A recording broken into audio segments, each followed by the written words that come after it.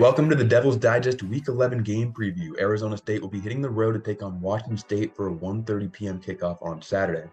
My name is Nick Borgia. Alongside me is publisher Hode Urbino. And Hode, it won't be easy for Arizona State to clinch bowl eligibility, but the math is actually very simple. 3 games left, and all 3 games need to be won, and it starts on Saturday with the Cougars. Yeah, absolutely, Nick. I think there definitely is a sense of urgency for Arizona State. I'm not saying that it should have been a sense of urgency last week and the week before and the week before that, but nonetheless, the goal is pretty simple. To go ahead and clinch a bowl eligibility, like you said, you basically know exactly what is lying ahead of you in terms of just win the rest of your games in the regular season to achieve that feat.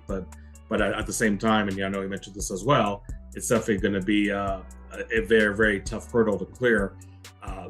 I think that this team obviously has really been through hell and back in terms of having a head coaching change after week 3, really going through a roller coaster of emotions. Since then, some exciting wins, some losses that never took place, some comebacks falling short. So I don't know if ASU is looking at this juncture of the season as a brand new season. Again, knowing they have 3 games to play and winning in all 3 does at least end the season on somewhat of a sweeter note than it is right now. But we'll see if that, what I think should be a sense of urgency, does or does not really pay off on the field, because starting this week, and really I would say for the rest of the year too, the hurdles that ASU has to clear are not going to be easy by any means. So let's look at Washington State. When we normally talk about their offense, we're examining an explosive unit that usually keeps defenses on their heels. And while this group is not among the worst in the conference, the numbers they're producing are certainly not the ones that we're used to seeing. Yeah, it's really surprising to see a Washington State team where you look at the statistical standings and they're not there in the top 3 or even the top 5. And granted, you definitely have some pretty formidable teams to compete with in those statistical categories, like Oregon, like UCLA, like Utah, USC. But nonetheless, you're seeing a team that's only passing for 265 yards on average. As you mentioned, not a horrible stat, but it's definitely an offense that really had to lean on their defense more than actually carry the team on its own. With a really shaky offensive line, I feel that the quarterback, Cam Ward, has not been able to really showcase his true passing skills out there. I also think that shaky front 5 for the Cougars is also having them averaging just 107 yards on a game. So it's really an offense that is sputtering much more than you would expect a usual Cougar squad to play. And I think that if Arizona State can be really aggressive with their approach and really bring the house against an offensive line, which I mentioned is not really clicking on all cylinders to begin with. They lost their left tackle in a blowout win to Stanford last week. So that unit definitely has a lot of adjustments to do for this Saturday. So I'm curious to see if ASU's front 7 can really take advantage of that situation. It's not a great ground attack, only averaging 107 yards. So really, it's an offense that is only going to go as far as a passing game is going to take him. And right now, their passing game is really not one of the more menacing ones.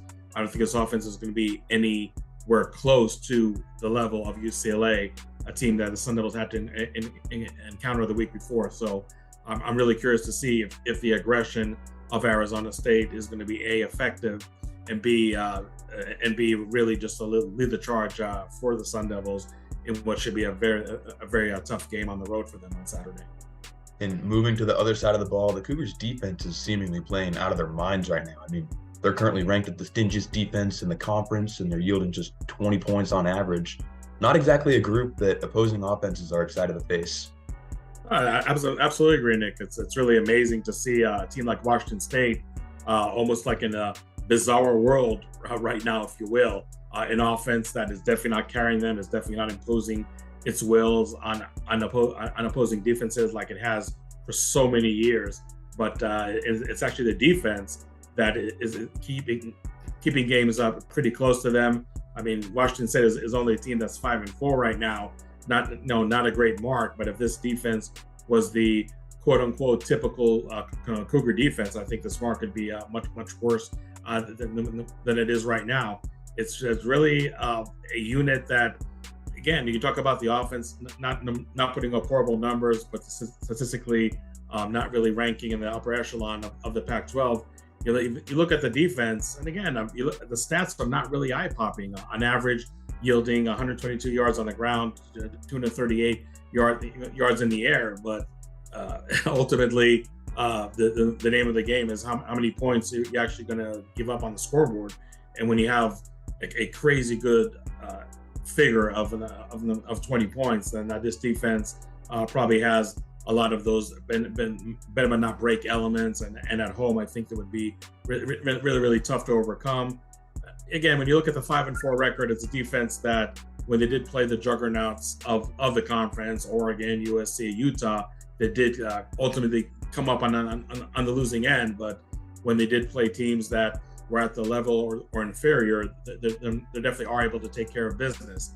It's really a unit that doesn't have a whole lot of weaknesses at all, but if there's one weakness to exploit, I think it would be the secondary, especially the safety. So now with Arizona State truly discovering the tight end in their passing game, something that has been less of a call for action and more just actionable plays on the field each and every Saturday, I would expect ASU to really exploit that element quite a bit. Because again, if there's any soft spot for this Washington State unit, it is going to be their safeties. I also feel like the wide receivers can find some success against that secondary.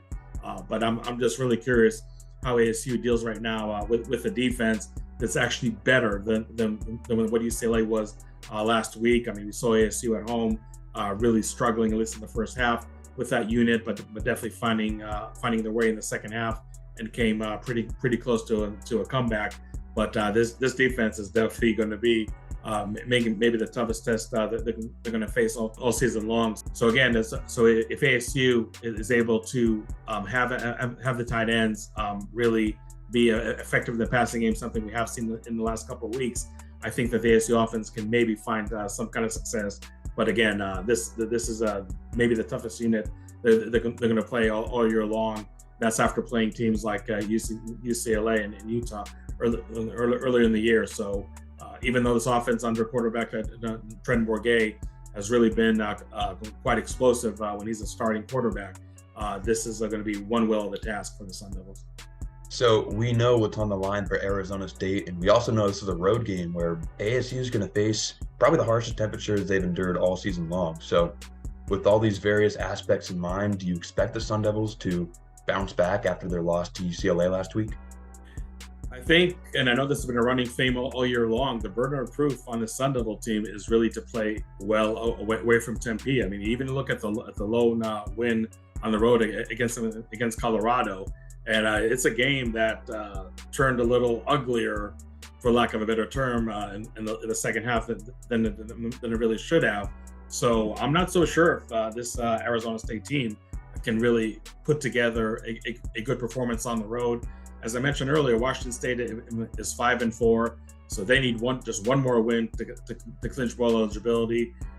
Their last two games after this weekend are at Tucson, which I don't think is going to be an easy game at all, especially with their former quarterback Jaden Delore now playing for the Wildcats and definitely wanting to exercise his own revenge on his former team. And then they got the Apple Cup. Granted, the game's in Pullman, but Washington has been a team that's been in and out of the top 25 right now, is in the top 25. So that's not going to be a easy team to pass. So I think if you're Washington State, I mean, you're definitely circling this game as the one that's going to go ahead and clinch your bowl eligibility without even worrying what's going to happen in the next 2 weeks. When it comes to Arizona State, again, I don't know if that loss last week from UCLA really maybe on the one hand took the win out of their sails, but on the other hand maybe just created even a higher sense of urgency, knowing that they need to win the next 3 games and really just having that mindset elevate their performance. I feel that the ASU defense can probably find some success against this Washington State offense, definitely compared to the level of success or lack thereof against UCLA the week before. But I feel that this Arizona State offense, for the first time under the guidance of Trent Bourget, is really going to hit quite a formidable unit on the other side of the ball.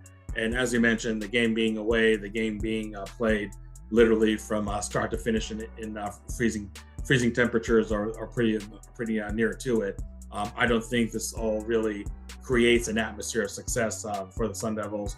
I think the game is going to be close just because of the struggles of the Washington State offense, and I think also ASU on the other hand struggling against the Washington State defense. But ultimately, I do see Washington State coming on top in a very close game, 27-24.